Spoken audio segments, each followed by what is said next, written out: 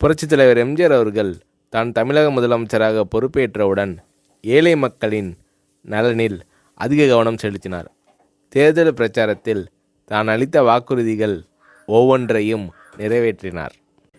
விவசாய பெருங்குடி மக்கள் 3 மாதங்களுக்கு ஒருமுறை மின்சார கட்டணம் செலுத்தினால் போதும் என்று அறிவித்தார் எம்ஜிஆர். விவசாயத்திற்கு தேவையான உரம், விதை நெல் போன்றவற்றின் விலையில் எல்லாம் சலுகைகள் வழங்கினார் எம்ஜிஆர். அதிமுக ஆட்சி காலத்தில் பேருந்து கட்டணமும் குறைந்தது. மாணவர்களுக்கான சீசன் டிக்கெட்டில் கிட்டத்தட்ட 30% சலுகை தரப்பட்டது. சட்டம் ஒழுங்கை காப்பாற்றும் வகையில் சமூக விரோத செயல்களில் ஈடுபடுவோரின் மீது கடுமையான நடவடிக்கைகளும் எடுக்கப்பட்டது.